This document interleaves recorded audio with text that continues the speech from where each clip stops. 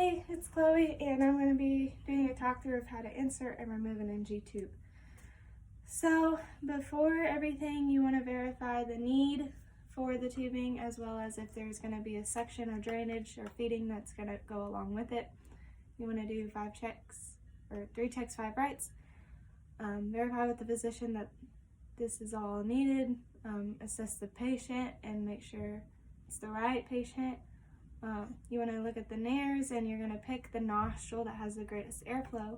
Have her blow her nose so that way you can better assess that. And you also want to assess a gag reflex for possible aspiration. Complications that could occur. Once you assess everything and you verify the need, you're ready to prepare to insert the tubing.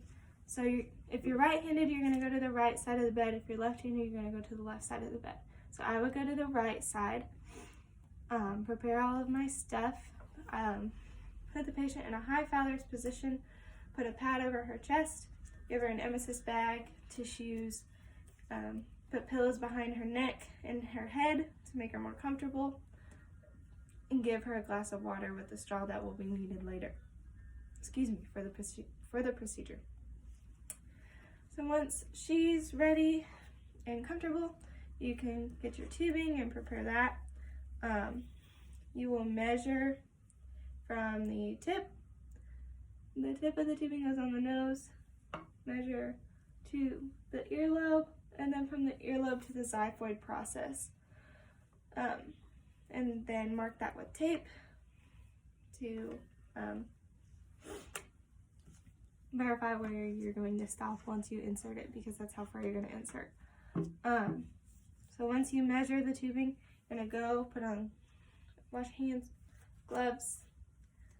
You're going to take the tubing and you're going to put it in lubricant, but first you want to kind of wrap the first 10 to 15 centimeters around your finger and let it uncoil and put it in the lubricant. These things will make it smoother upon insertion, and it'll help it form better to the nasopharynx. So once you did that, you want to get your tape or fixation device ready. So that way you have that prepared. If you don't have a fixation device specially made for this, then you take a piece of tape with a base, and then you cut these 2 little frays. So the base will go on her nose, and then you'll wrap this part around the tubing. So once all of that is ready, patient's ready, you're ready to insert. Before insertion, you want to establish a signal with your patient. Have her hold up her hand, wave at you if she feels uncomfortable, needs a break, it hurts, anything. Just establish that signal before. So now you're ready to insert. You're going to insert it curved down into the nose. Once you start going, you're going to aim for the ear. Aim as if you're going for the ear. And you're going to keep going until you feel some pressure. That pressure means you're at the nasopharynx. You'll eventually keep going. Don't force it in and hurt the patient, but you're going to keep pushing gradually. But for now, you stop, rotate 180 degrees towards the opposite nare, and then you're going to give your patient kind of a break, give her a breather. And then this is where the water comes in. So she will sip on that water, and on every swallow, you're going to insert 5 to 10 more centimeters. So she'll swallow, turn 180 degrees again, 5 to 10 centimeters, and she keeps doing that, and you keep inserting until you get to your taped off portion that you measured before. Once you're there, you temporarily tape it to her nose to make sure it won't fall out or anything.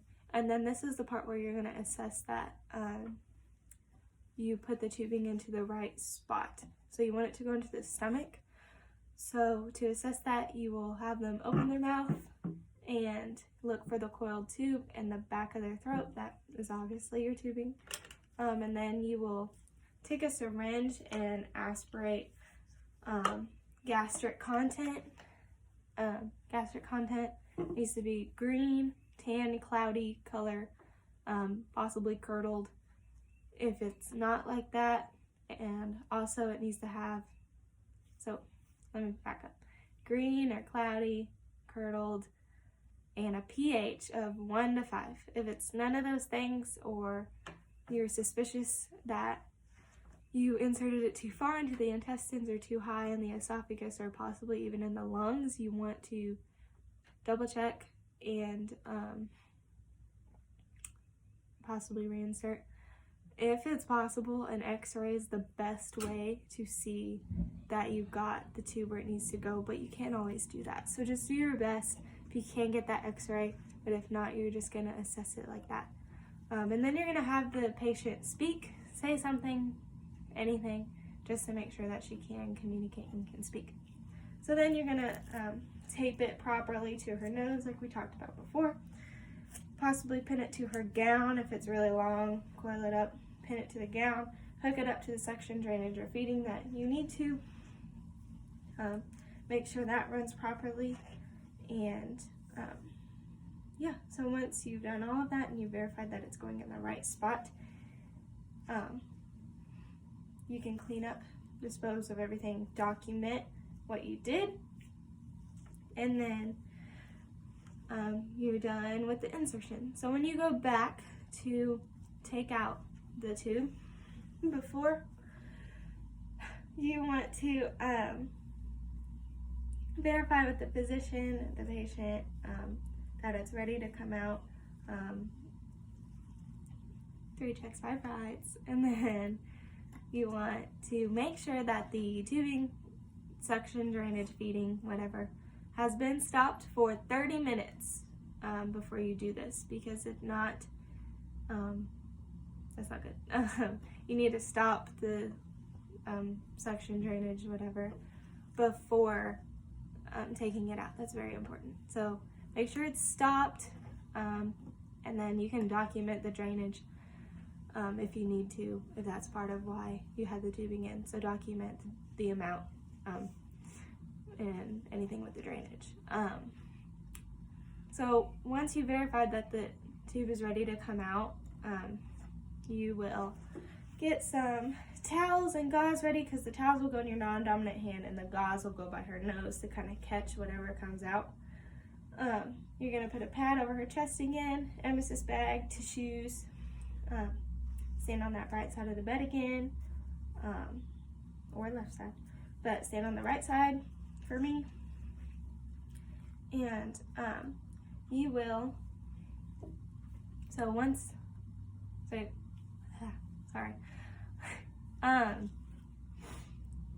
once she is in that high Fowler's position, because after you're done inserting, you'll put her at a 30-degree angle, so kind of high Fowler's position. Make sure she's comfortable. Put those pillows back behind her head and neck, and she's going to hyperextend again like she did whenever you're inserting it. I don't know if I mentioned that, but just make sure that you have her hyperflex on insertion and when you take it out. So for this, whenever you put on your gloves and you wash your hands, and then for this, whenever you're taking the tube out, it's going to be kind of like how you take out a catheter. So you're going to have her take a big deep breath, hold her breath, and then you're going to take out the catheter and kind of coil it in your hand, quick and smooth and pain-free. And then once it's out, you will dispose of it into a biohazard bag that you have nearby. Then you want to clean up your patient. Make sure you wipe her nose and her mouth and her eyes. Dispose of all the stuff that was on her chest. And clean up everything. Forgot to mention, but I'm mentioning it now. Before you take out the tubing, you want to insert 10 milliliters of air into the tubing. I didn't say that before, but you do that. Insert 10 milliliters of air before you take out the tubing. So just want to establish that. But once you're done with everything, I think I hit everything. you clean up, dispose of everything, document what you did, and then that is all. So I think I hit everything. Thanks.